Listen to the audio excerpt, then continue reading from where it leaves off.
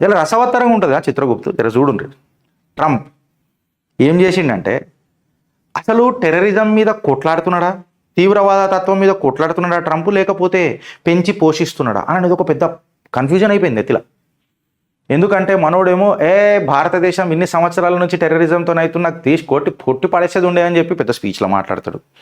ఆ తర్వాత తన వైట్ హౌస్లో ఒక లష్కరే తైబాలతో లింక్ ఉన్న ఇద్దరిని ఉద్యోగంలో పెట్టుకుంటాడు వైట్ హౌస్లో. ఇగో ఇస్మాయిల్ రోయర్ అనేటోడు, ఇంకా మన హజ్మా యూసుఫ్ అనేటోడు. ఈ ఇస్మాయిల్ రోయర్ అనేటోడు director of Islam and religious freedom action team for religious freedom ఇన్స్టిట్యూట్లో పనిచేస్తాడు. వీడు ఇస్లాంలో కన్వర్ట్ అయిన తర్వాత 1992లో religious sciences with traditional Islamic స్కాలర్స్తో పనిచేసిండు. దశాబ్దాల వారుగా పనిచేసిండు. నాన్ ప్రాఫిట్ ఇస్లామిక్ ఆర్గనైజేషన్లతో పనిచేసిండు. నాన్ ప్రాఫిట్ ఆర్గనైజేషన్లో పనిచేసి మల్టిపుల్ పబ్లికేషన్స్, బుక్స్ కూడా రాసిండు. ఈయన ఆర్టికల్ కూడా రాసిండు. ఇస్లాం and religious violence today, faith and conflict in the modern world అని చెప్పి ఒకటి రాసిండు. మళ్ళీ ఎవరు అని అంటే లష్కరే తైబాతో లింక్స్ ఉన్న మనుషులు అని చెప్పి చెప్తున్నారు. వాళ్ళని ఫ్రీడమ్ అడ్వైజరీ బోర్డులో పెట్టుకున్నాడు ట్రంప్. మళ్ళా ఈ హజ్మా యూసుఫ్ ఎవరు అని అంటే ఈయన కూడా ఒక classical learning Islam and cofounder of Zaytuna college అనంట, accredited to Muslim liberal arts college in United States అంట. ఈయన adviser of center Islamic studies at Berkeley's graduate technological union అంట. Western world's most influential Islamic scholar అంట తను. ఇప్పటిదాకా 500 influential ముస్లింలలో ఈయన ఒక ఆయనంట. ఈయన ఫస్ట్ ట్రంప్ అడ్మినిస్ట్రేషన్లలో స్టేట్ డిపార్ట్మెంట్ కమిషన్ ఆన్ ఏమంటారు ఏదో రైట్స్ మీద కొట్లాడుతున్నాడట. వీళ్ళందరినీ ఎందుకు పెట్టుకున్నాడు ట్రంప్ అని చెప్పి మనం ఆలోచిస్తే ఇప్పుడు జర జాగ్రత్తగా నుండి ఫ్రెండ్స్. ట్రంప్కు సడన్గా 3,300 కోట్ల Boeing 7478 jumbo jet Qatar gift ఇచ్చేసింది. ఖతార్కి ఇది కొత్త ఏం కాదు, ఇట్లాంటివి 3,000 5,000 కూడా ఇస్తుంది. అది ఖతార్ దగ్గర పైస ఉన్నది, ఇస్తుంది. కానీ ఇంత సడన్గా ట్రంప్ మీద ఏం ప్రేమ? ఈ ఎక్స్ జిహాదిస్టులు లష్కరే తోయిబా క్యాంపులో పనిచేసిన వాళ్ళు పాకిస్తాన్లల్లో సడన్గా ఫ్రీడమ్ అడ్వైజరీ బోర్డు ట్రంప్లో ఎందుకు వచ్చిండ్రు? ఈ ట్రంప్ అనేట ఆయన ఒక unpredictable president of the united స్టేట్సా, లేకపోతే పెద్దన్న పాత్ర ఏం పోషించాలనుకుంటుండు అని ఆలోచిస్తుంటే సడన్గా మన పక్కలో ఉన్న చైనా మనం ఇండస్ వాటర్ ట్రీటీ నీళ్ళల్లో ఆపేసి నీళ్లు లేకుండా ముడ్డిగడుకునే స్థితి తీసుకొని వచ్చేసి పాకిస్తాన్ని మనం చేసేద్దామని అనుకుంటుంటే పక్కలో ఉన్న చైనా 300 మిలియన్ గ్యాలన్ల వాటర్ కట్టనీకే ఒక డ్యామ్, టాలెస్ట్ డ్యామ్ కట్టనీకే నిర్ణయించింది. పాకిస్తాన్కి మద్దతు తెలపనీకే నిర్ణయించింది. వీడికి ఆగిపోయిందంటే వీడికి ఆగదు. ఇన్ఫ్యాక్ట్ ఆపిల్ కంపెనీ ఏదైతే ఉన్నదో అది భారతదేశంలోకి రానికి ప్రయత్నం చేస్తుంది. ప్రయత్నం మీద ఆల్మోస్ట్ అంత రెడీ అయిపోయింది. కాకపోతే చైనా శాయశక్తుల ప్రయత్నం చేస్తుంది ఈ మ్యానుఫ్యాక్చరింగ్, ఇండియాని మ్యానుఫ్యాక్చరింగ్ హబ్ కాకుండా ఆపనీకే. ఈ డర్టీ టాక్టిక్స్ చేసుడు మొదలెట్టింది.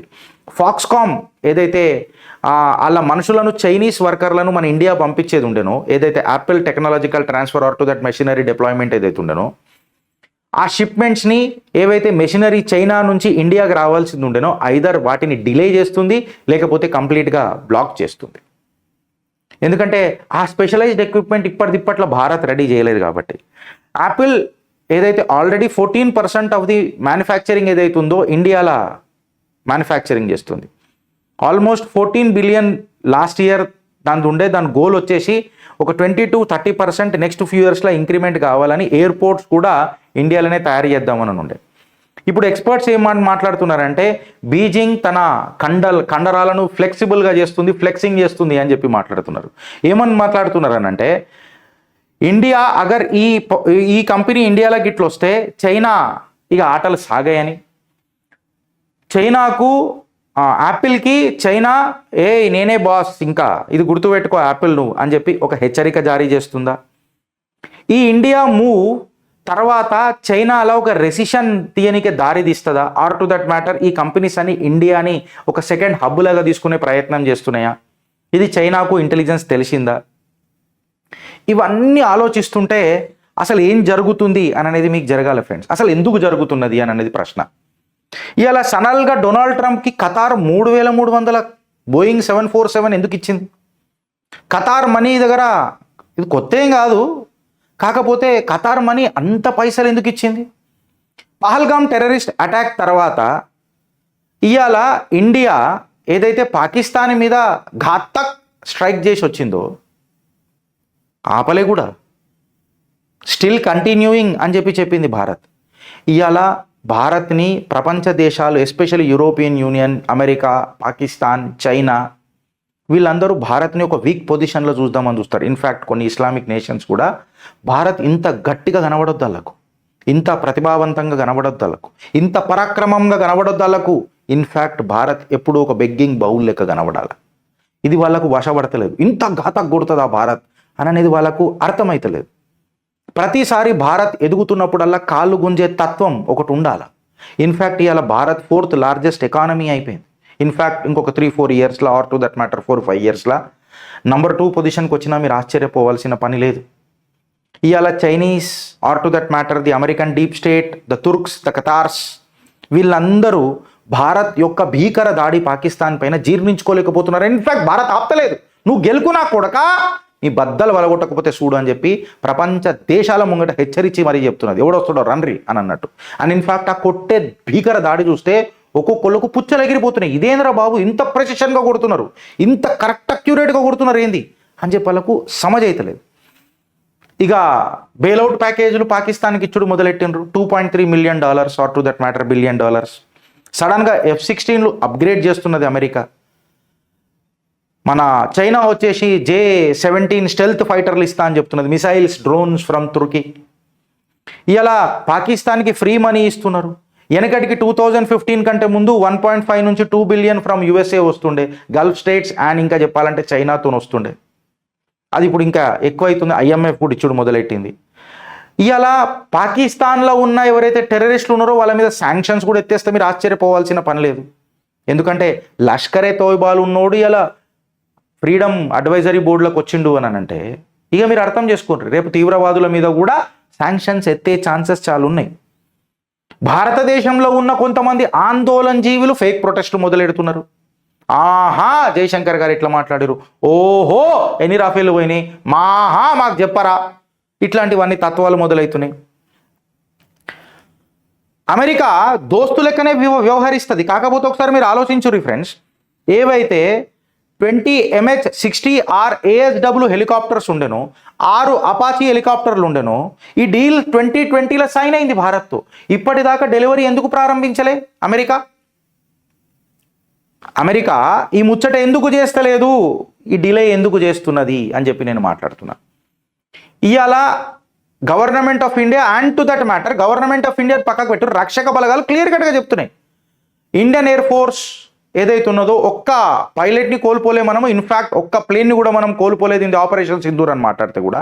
పాకిస్తాన్, చైనా అండ్ టర్కీ వీళ్ళందరూ కలిసి ఒక అబద్ధాల నాటకము. ఇన్ఫ్యాక్ట్ వాళ్ళ పీపీటీ వీళ్ళు సత్యరిచంద్ర మునుమన్మళ్ళు అయిపోయారు అలా పీపీటీ, పాకిస్తాన్ ఒక పీపీటీ.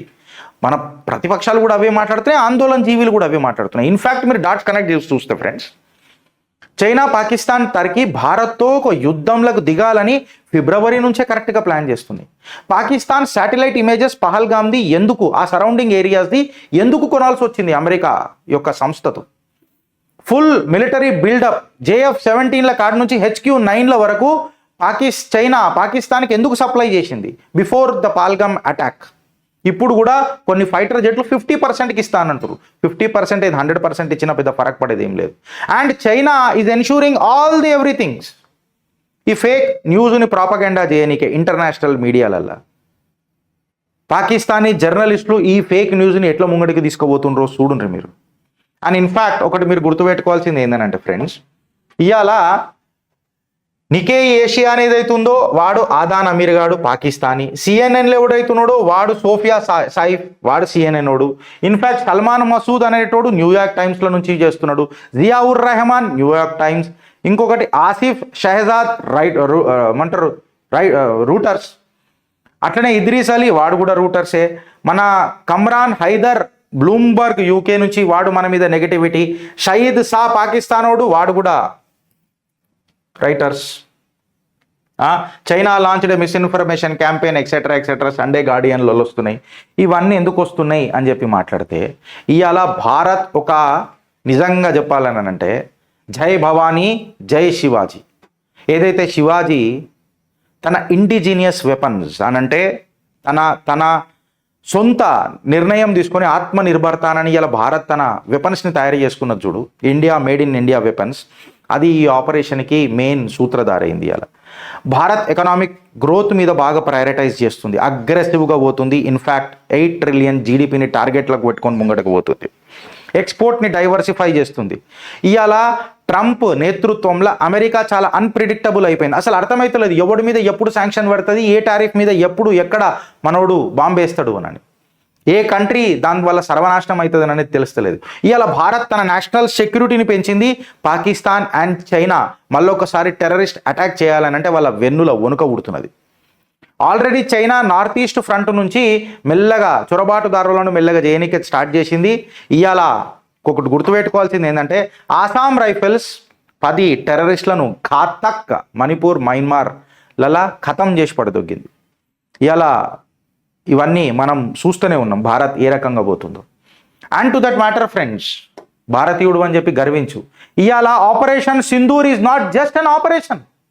ఇవాళ ప్రపంచ దేశాలకు చెప్పింది, ఎస్పెషల్లీ తీవ్రవాదులకు, నిన్ను కనిపెడతా, నిన్ను చూస్తున్నా, నేను ఆడ స్టార్లు పెట్టి రాసిన, ఇంగ్లీష్లో ఒక వర్డ్ ఉంటుంది ఆపరేషన్ సింధూర్. ఫ్రెండ్స్ ఇది గుర్తుపెట్టుకోండి. ఇది ఆపరేషన్ అనేది, ఈ పేరు అనేది కేవలం అండ్ కేవలం ఇది గుర్తుపెట్టుకోండి, ఇది ఒక టెర్రరిస్ట్ అటాక్ కాదు. ఇది హిందువుల ఎగ్జిస్టెన్స్ మీద చేసిన అటాక్. ఆపరేషన్ సింధూర్ ఇది కేవలం అండ్ కేవలం ఒక మిలిటరీ ప్రతిభ కాదు, కేవలం అండ్ కేవలం మిలిటరీ ప్రతిభ కాదు, మన స్పిరిచువల్ రెట్రిబ్యూషన్ కూడా. ఇన్ఫ్యాక్ట్ చెప్పాలనంటే మన సనాతన కల్చర్ని బయట చూపించే తత్వం కూడా. 23rd మార్నింగ్ ఏదైతే మన అందరు గుండెలలో ఆ రోజు ఉండే చూడు, పహల్గామ్ అటాక్ తర్వాత the real face of Islamic terrorism మన ముంగటకు వచ్చింది. నీ గనుముంగట ఉన్నోడు హిందువా ముస్లిమా హిందువా అని చెప్పి కాల్చిర్రు ఫ్రెండ్స్. ఇది ఎవ్వడు ఇవాళ ఆర్గ్యుమెంట్ని తప్పించుకోలేడు, ఎవ్వడు కూడా ఆర్గ్యుమెంట్ని తప్పించుకోలేడు. ఇవాళ మేము చాలా పీస్ఫుల్ అమన్ అని మాట్లాడేటోళ్ళు ఇవాళ అందరు నోట్లలో మన్నేసుకొని కూర్చోవాల్సి వస్తుంది. గన్ను ముంగట ఉన్నటోడు కాఫిరా కాదా అని చెప్పి పేల్చిండ్రు. ఇది కేవలం అండ్ కేవలం ఒక టెర్రరిస్ట్ అటాక్ కాదు, మన హిందూ ఎగ్జిస్టెన్స్ని ఛాలెంజ్ చేసినప్పుడు ఆపరేషన్ సింధూర్ లాంచ్ చేసింది నా రక్షక బలగాలు దేశాలు, ప్రపంచ దేశాలకు చూపించింది, నా గెలుకురు నా కొడుక మిమ్మల్ని ఏం చేస్తామనని. ఇవాళ నువ్వు ఒక హిందూ అయి నీకు ఎగ్జిస్టెన్స్ మీద వాల్యూ లేకపోవచ్చు, కాకపోతే నువ్వు శాంతియుతంగా బతకాలన్నా నువ్వు ఇలా కాఫిర్ అని చెప్పుకునే ధైర్యం నీకున్నదా అని చెప్పి నేను ఇలా చిత్రగుప్తు నుంచి నేను పరిచయం చేస్తున్నా. ఆ ఆపరేషన్ సింధూర్ వల్ల నీ గుండెల ధైర్యం వచ్చింది, ఇది గుర్తుపెట్టుకో హిందూ. నీ రక్షక బలగాలు నీ కవచ కుండలమై నిలబడ్డాయి. ఇవాళ మన పరికర్ గారు లేకపోయిన ఉంటే S-400, परिकर गाరు లేకపోయినట్టు राफेल। इनफैक्ट देश का उपयोगी योगी आदित्यनाथ, ये कांग्रेस के चमचों का मुंह बंद करो पहले। अध्यक्ष महोदय, ये कांग्रेस का चमचों का मुंह बंद कर। నీకెట్లాంటి నాయకులు ఇయాల వస్తున్నారు చూడు, అన్అపాలజెటిక్ హిందూస్ ఇయాల దేశంలో నువ్వు సాక్షి ఇయాల దేశంలో వాళ్ళు నీకు సాక్షి నిలబడుతున్నారు. కేవలం మన ఆడపడుచుల సింధూర్ ఇయాలదు వాళ్ళు చెడిపేయలే. ఇయాల అందరు హిందూ మహిళలకు వాళ్ళు ఛాలెంజ్ చేసిర్రు. ఆ ఛాలెంజ్ని మన రక్షక బలగాలు స్వీకరించిండ్రు. తిప్పి కొడితే ఒక్కొక్కడికి పైజామా నాడాలు ఊడిపోయినాయా లేవా? బిడా ఇయాల యావత్ భారత్ ప్రపంచానికి చెప్తున్నది, ఎస్పెషల్లీ టెర్రరిస్టులకు, పాకిస్తానీ టెర్రరిస్టులకు, we are seeing you, we know you, we will find you and we will end you. And this is a pledge that my country has taken today to protect our faith, families and our motherland. Bharat Mata ki Jai. In fact, చెప్పాలనంటే friends, నువ్వేడున్నావో నాకు తెలుసు, నువ్వేం చేస్తున్నావో నాకు తెలుసు, ఏడ గెలకాలో నాకు తెలుసు, ఎప్పుడు గెలకాలనో తెలుసు, దేంతో గెలకాలనో తెలుసు. And we will do everything అని చెప్పి రక్షక బలగాలు ఇలా నీకు హెచ్చరిక జారీ చేస్తున్నాయి ఆపరేషన్ సింధూర్ ద్వారా. నా ధర్మాన్ని, నా దేశాన్ని, నా కుటుంబాన్ని నా భరతమాతను ఖచ్చితంగా ప్రాణం ఇచ్చైనా సరే, వందల ప్రాణాలు తీసైనా సరే కాపాడుకుంటాం అనే ఒక హెచ్చరిక ఇవాళ ప్రపంచ దేశాలకు భారత్ జారీ చేసింది. భారత్ మాతాకి జై.